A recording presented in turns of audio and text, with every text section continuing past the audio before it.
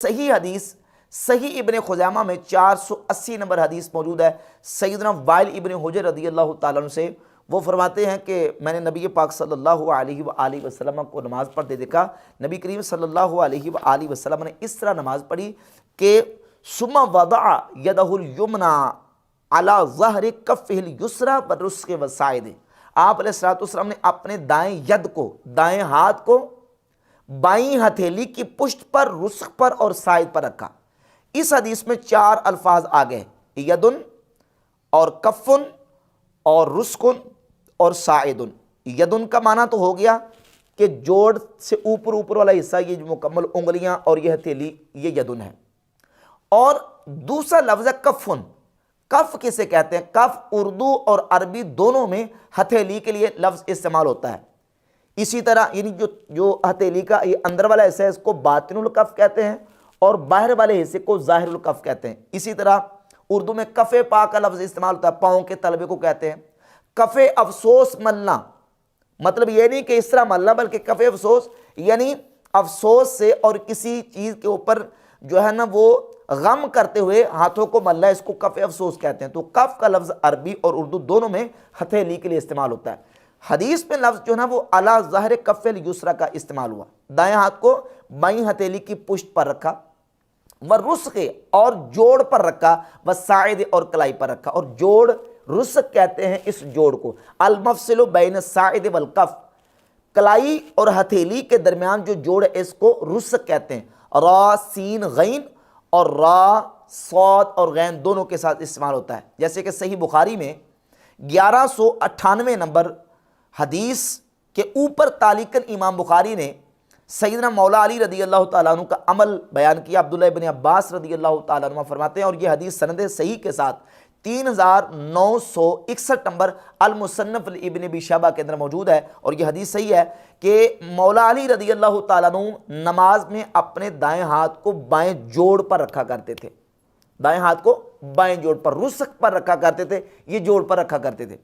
और आप गूगल से उठा कर देख लें, निकाल के सर्च करके देखें रुस्क का मौजे और मौका महल क्या है, पॉइंट क्या है और किसको कहते हैं, ये जोड़ को कहते हैं। मिर्ज़ा जलमी ने यहाँ तारीफ़ मानवी का इर्तिकाब ये किया है, ये तर्जमा करते कहता है कि ये उंगली से लेकर तो ये कफ तक, कफ इसको बना दिया और इसको कह दिया कि ये रुस्क है। दायां हाथ बाएं रुस्क, रुस्क कहते हैं इधर से लेके कलाई तक को। कफ, कफ कहते हैं इसको, कलाई को हम उर्दू में भी कफ कमीज के लिए इस्तेमाल करते हैं।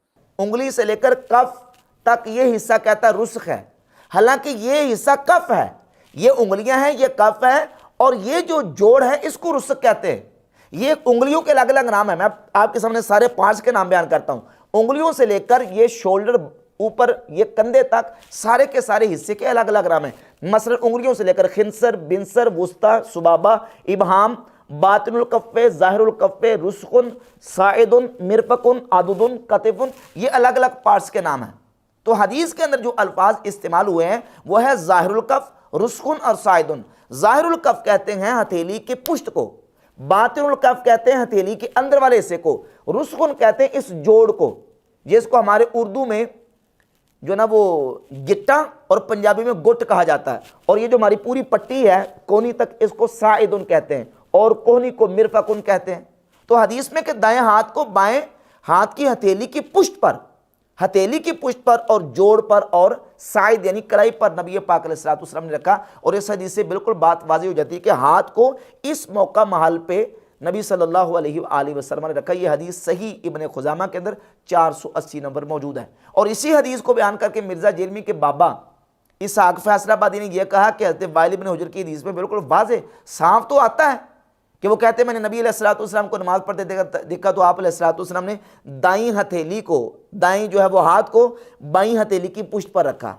और मौलवी इसहाक़ फैसलाबादी जो मिर्ज़ा के बाबा हैं उन्होंने रख के बताया, करते भी ऐसे, कोई यहाँ से पकड़ता है कोनी से, इस तरह पकड़ा, कोई यहाँ से पकड़ा होता भाई साफ तो हदीस पाक में आता। हज़रत वाइल कहते हैं मैंने एक दिन तहैया किया कि मैं रसूलुल्लाह को देखूंगा कि नमाज कैसे पढ़ते हैं, वो सारी बयान की उन्होंने लंबी डिटेल।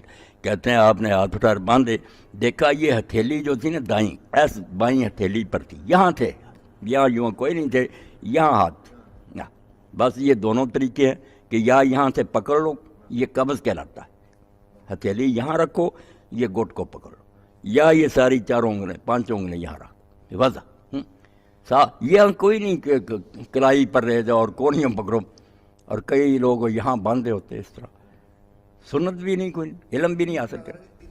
और ये बताया कि ये जो तरीका है ये सुन्नत के खिलाफ है। ये लोग इल्म हासिल करते हैं, इनके पास इल्म नहीं है, इनको सुन्नत का पता नहीं है, जो इस तरह हाथ रखते हैं। और मिर्जा जेलमी झूठ बोलते हुए कह रहा है कि जनाब वो भी ऐसे नमाज पढ़ते थे। मौला इसहाक साहब को मैंने खुद नमाज पढ़ते हुए देखा, उन्होंने यूं हाथ रखे हुए थे। वो खुद वीडियो में बयान कर रहे हैं कि हाथ रखने का सुन्नत तरीका ये है, बाकायदा वीडियो उनकी मौजूद है। मौला इसहाक साहब को मैंने खुद नमाज पढ़ते हुए देखा, उन्होंने यूं हाथ रखे हुए थे। कहते हैं आपने हाथ उठाकर बांधे, देखा ये हथेली जो थी ना दाई, ऐस बाई हथेली पर थी, यहाँ थे, यहाँ यूँ कोई नहीं थे। तो ये सुन्नत तरीका साबित है। अब मिर्जा जेलमी चूंकि दावा ये करता है कि मैं बुखारी मुस्लिम से नमाज का तरीका साबित करता हूँ, और बुखारी मुस्लिम से जो तरीका मिर्जा जेलमी ने ये रखा हुआ है ये साबित नहीं होता।